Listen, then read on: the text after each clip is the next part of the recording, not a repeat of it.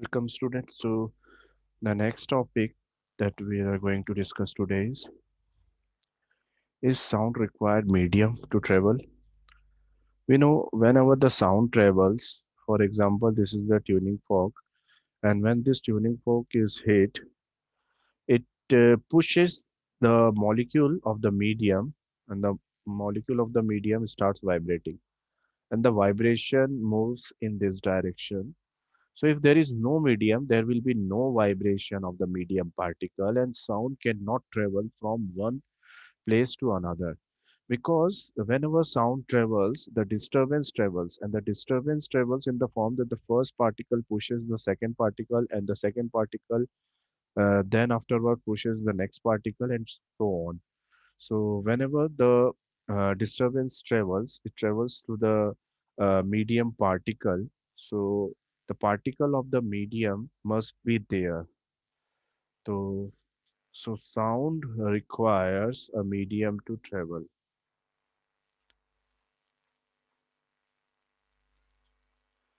Sound requires a medium to travel. And to perform this activity, we can take a jar,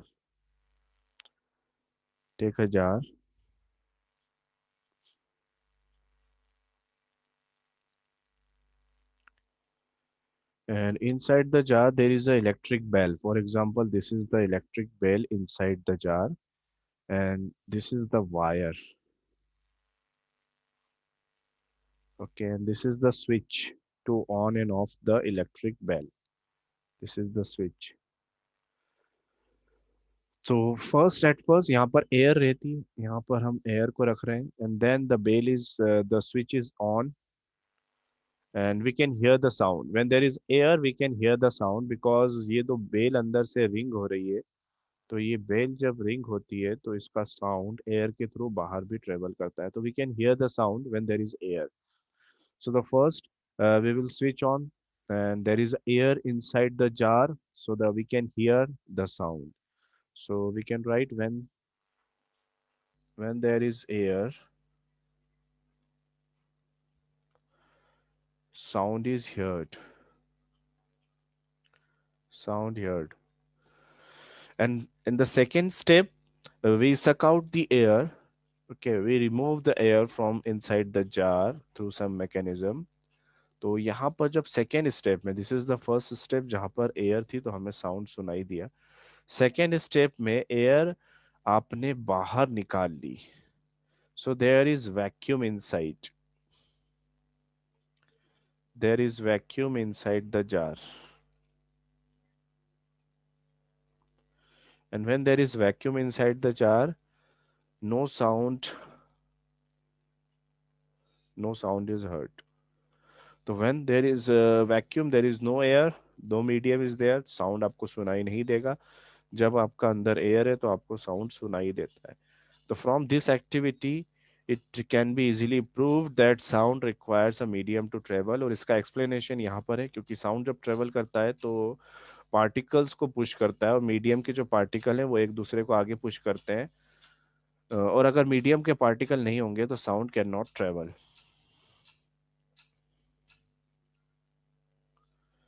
The second part is sound is a longitudinal wave. Sound is a longitudinal wave. Now there are two kinds of waves, types of wave. If we talk about the types of wave, तो दो तरह की waves होती है, एक होती है longitudinal और एक होती है transverse. एक हम कहते हैं longitudinal. The first one is longitudinal and the second is transverse wave. दोनों wave में difference क्या है? For example, the wave is moving in this direction, both the cases. दोनों में वेव का डायरेक्शन ये, this is the direction of wave. ठीक है, और पार्टिकल जो है, पार्टिकल जो वाइब्रेट कर रहा है वो भी इसी डायरेक्शन में, इस डायरेक्शन के पैरेलल वाइब्रेट कर रहा है इस तरह से. So the vibration of the particle is parallel to the direction of wave. और यहाँ पर जो पार्टिकल का वाइब्रेशन है वो ऊपर और नीचे, जैसे सी वेव्स, ओशन वेव्स जो जनरेट होती है, उसमें पार्टिकल जो होता है ओशन सरफेस वो ऊपर नीचे होता है, वेव आगे की तरफ जाती है।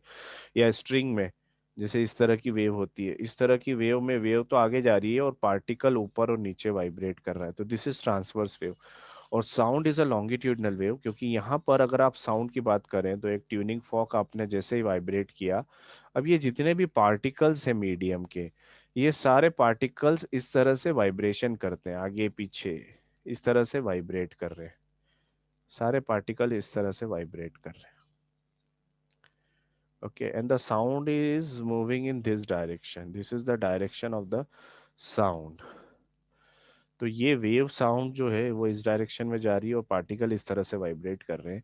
तो इस तरह के जो वाइब्रेशन होता है उसे हम कहते हैं लॉन्गिट्यूडनल वेव। और अगर वाइब्रेशन परपेंडिकुलर हो तो that is called transverse wave. तो sound is a longitudinal wave because we can write because the particle of the medium the particle of the medium vibrates parallel to the direction of wave, parallel to the direction of wave।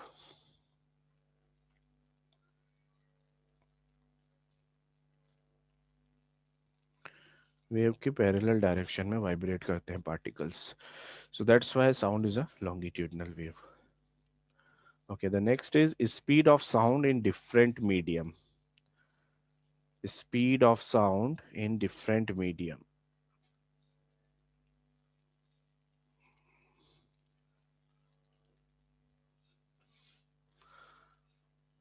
एक चीज हमें पता है कि sound का जो speed होती है, मतलब साउंड का जो प्रोपगेशन होता है, that is because of vibration.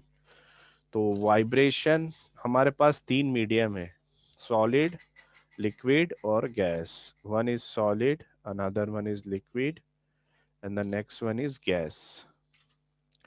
अब सबसे ज्यादा वाइब्रेशन किसमें होते हैं? सॉलिड में। तो सॉलिड में सबसे ज्यादा स्पीड होती है, वाइब्रेशन यहाँ पर सबसे ज्यादा होते हैं, क्योंकि पार्टिकल जो होते हैं वो बिल्कुल रिजिडली कनेक्टेड है एक दूसरे से। तो यहाँ पर सबसे ज्यादा वाइब्रेशन होते हैं, मोस्ट वाइब्रेशंस। तो यहाँ पर स्पीड भी हाईएस्ट होती है, सॉलिड में स्पीड हाईएस्ट होती है साउंड की।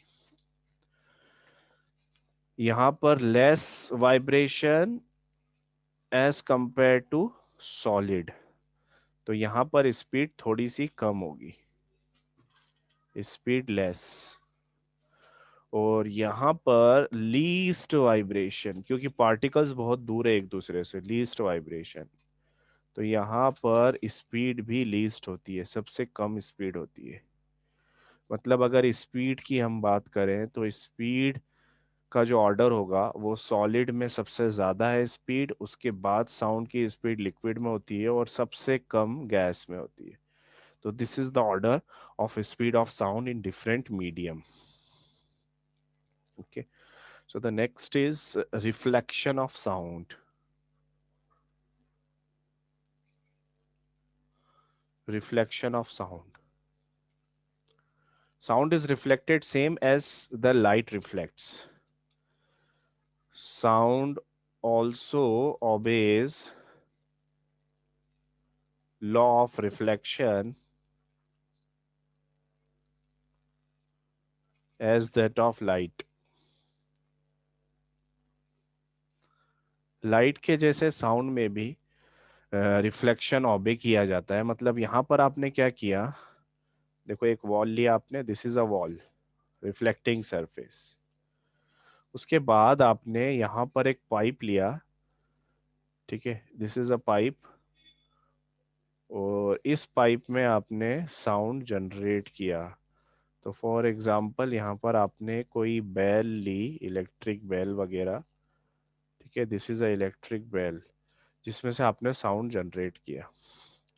अब ये साउंड जो है वो इस डायरेक्शन में पाइप के अंदर से वॉल की तरफ जा रहा है। अब वॉल से रिफ्लेक्ट होने के बाद ये साउंड चारों डायरेक्शन में इस तरह से फैलेगा, लेकिन जो बेस्ट रिफ्लेक्शन आपको मिलेगा वो उस डायरेक्शन में मिलेगा। ये साउंड रिफ्लेक्ट होके इस तरफ आ रहा है, ठीक है, तो अब यहाँ पर आपको सुनने के लिए एक और पाइप की जरूरत है, तो आपने एक और पाइप यहाँ पर लगाया, ये एक और पाइप आपने यहाँ पर यूज किया, और यहाँ पर आप साउंड को सुन रहे हैं। ठीक है, यहाँ पर आपका कान है और आप जो है वो साउंड को सुन रहे हैं। तो साउंड का जो बेस्ट ऑडिबल साउंड आपको, जो बेस्ट साउंड आपको सुनाई देगा, वो तब होगा जब ये एंगल आई है और ये एंगल आर है। तो when I is equals to R, you will get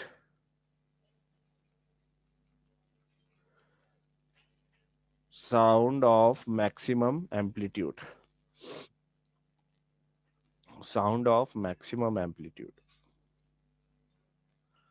मतलब सबसे अच्छा साउंड आपको तब सुनाई देगा जब आई और आर बराबर होंगे।